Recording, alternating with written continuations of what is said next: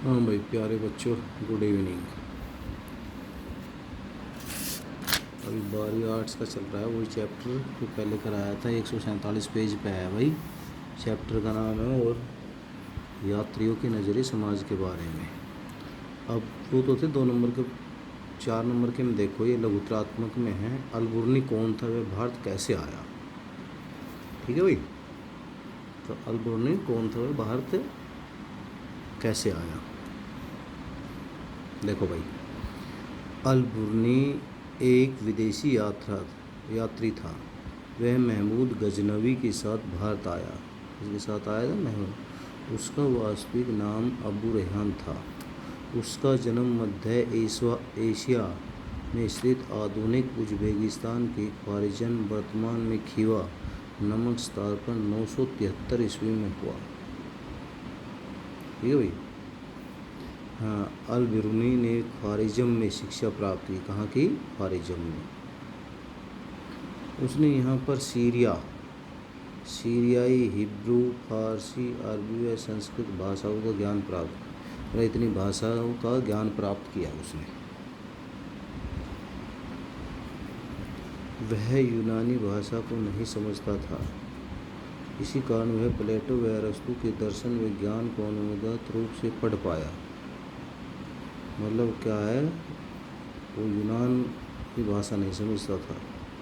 प्लेटो और अरस्तु के ज्ञान और दर्शन को उसने अनुवाद किया। वह अपनी योग्यता व प्रतिभा के बल पर मामूली राज व्यवस्था में मंत्री पद के पद तक पहुंच गया। मामूली राज व्यवस्था में कहाँ तक पहुंच गया? मंत्री तक बन गया। ठीक है भाई, हो गया। 1017 महमूद गजनवी ने ख्वारिज़म पर आक्रमण किया तथा जीत हासिल की।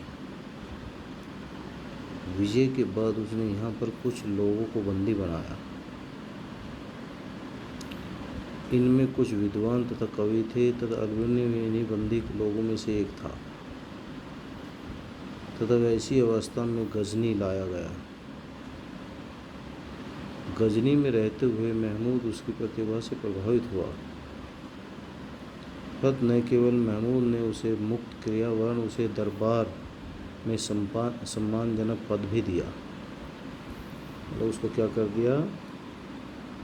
रिहा भी कर दिया और उसको एक सम्मानजनक दरबार में पद भी दे दिया, यानी कोई नौकरी पर रख लिया। ठीक है भाई, सम्मानजनक। बाद में अलबुर्नी उसका राजकवि भी बना।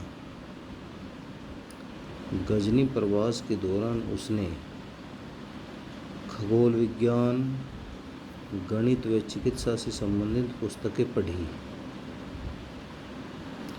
वह महमूद के साथ भारत में कई बार आया तथा उसने इस क्षेत्र में ब्राह्मणों, पुरोहितों व विद्वानों व चिकित्सा से संबंधित पुस्तकें पढ़ी। वह महमूद के साथ भारत में कई बार आया तो उसने इस क्षेत्र में उसके संबंधित पुस्तक के काफ़ी समय बिताया। विद्वानों के साथ काफ़ी समय उनके साथ रहने के कारण वह संस्कृत भाषा में और प्रवीण हो गया। मतलब संस्कृत भाषा ज़्यादा समझने लगे। अब वह न केवल इसे समझ सकता बल्कि अनुवाद करने में भी सक्षम हो गया। उसने सहारा रेगिस्तान से लेकर वोल्गा नदी तक की यात्रा के आधार पर लगभग 20 पुस्तकों की रचना की। इस रचना में सबसे महत्वपूर्ण किताबुल हिंद है। गजनी में ही 1048 में उसकी मृत्यु हो गई। 1048 में उसकी मृत्यु हो गई। अब देखो भाई, अलबुर्नी की प्रमुख समस्या कौन कौन सी थी? अलबुर्नी को भारत में कई समस्या आई। नंबर 1, वह बताता है कि सबसे पहली बाधा संस्कृत भाषा थी। जो लिखने पढ़ने में अनुवाद करने में अरबी व फारसी से बहुत भिन्न थी। यह भाषा ऊंची पहुंच वाली थी। इस भाषा में एक चीज़ के लिए कई शब्द मूल व व्युत्पन्न प्रयोग होते थे तथा एक शब्द कई चीज़ों के लिए प्रयुक्त होता था।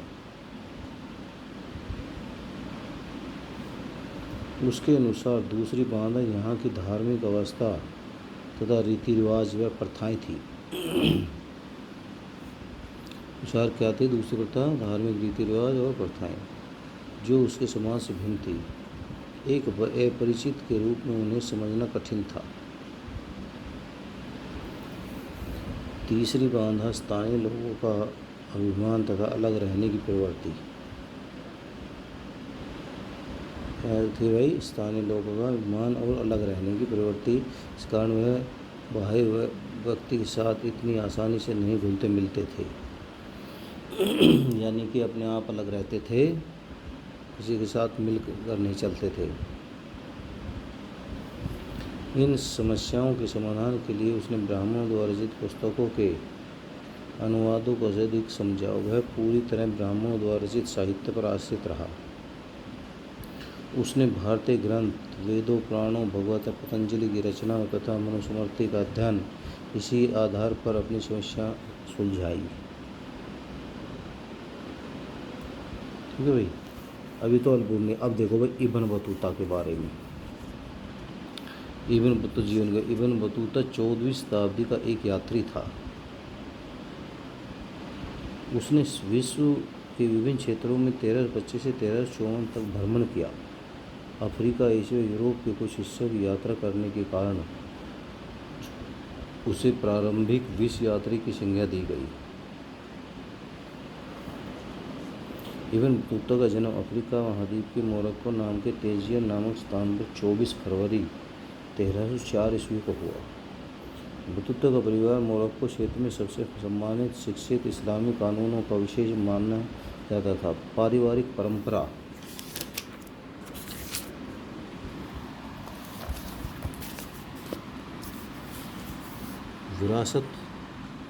विरासत में मिलने व अपनी लगन के कारण वह कुछ समय वह कम आयु में ही उच्च कोटि का धर्मशास्त्री बन गया। इब्न बतूता साहित्यिक व शास्त्रीय ज्ञान से संतुष्ट नहीं था। उसके मन में यात्रा के माध्यम से प्रत्येक ज्ञान प्राप्त करने की लालसा उत्पन्न हुई। इसी की पूर्ति हेतु वह 22 वर्ष की आयु में घर से निकला तथा विश्व के विभिन्न स्थानों तथा दूर दराज क्षेत्रों में यात्रा की। दूर दराज के क्षेत्रों में 1325 से 1332 ईस्वी तक उसने मक्का व मदीना की यात्रा की। उसने अपनी यात्राएं जल व थल दोनों मार्गों से की। वह मध्य एशिया के रास्ते से भारत की ओर बढ़ा तथा 1333 ईस्वी में सिंध पहुंचने में सफल रहा। वह 1334 ईस्वी में दिल्ली पहुंचा तथा सुल्तान मोहम्मद बिन तुगलक से भेंट की। ये दोनों एक दूसरे की विद्वता से प्रभावित हुए। एक दूसरे से विद्वता मतलब विद्वान बना, एक दूसरे का जानने वाला से प्रभावित। सुल्तान ने बतूता को दिल्ली का काजी न्यायाधीश नियुक्त कर दिया, सही सेवम ले लिया। उसने 8 वर्षों तक इस पद पर कार्य किया। 1342 में मोहम्मद तुगलक ने चीन में भारत का दूत नियुक्त किया। उन्हें चीन पहुंचकर विभिन्न स्थानों की यात्रा चीनी शासक ने उसे दूत के रूप में स्वीकार किया। 1347 में वहाँ से वापस अपने देश मोरक्को के लिए चल दिया। वह 8 नवंबर 1349 ईस्वी को अपने पैतृक स्थान तेजियर पहुंच गया। उसने अपनी स्मृति के आधार पर यह सारी जानकारी शासक को उपलब्ध कराई। किसको कराई? शासक को, जिससे संकलित कर रहला या सफरनामा नामक पुस्तक के रूप में सुरक्षित किया, मतलब उसमें लिख दिया। इसमें 1325 से 1354 के बीच की यात्रा का वर्णन है। इब्न बतूता की मृत्यु 1377 ईस्वी में तेंजियर में हुई। तो ये क्या है, बतूता के बारे में। ठीक है भाई, ये अच्छी तरह समझना और कॉपी में भी राइटिंग कर लेना।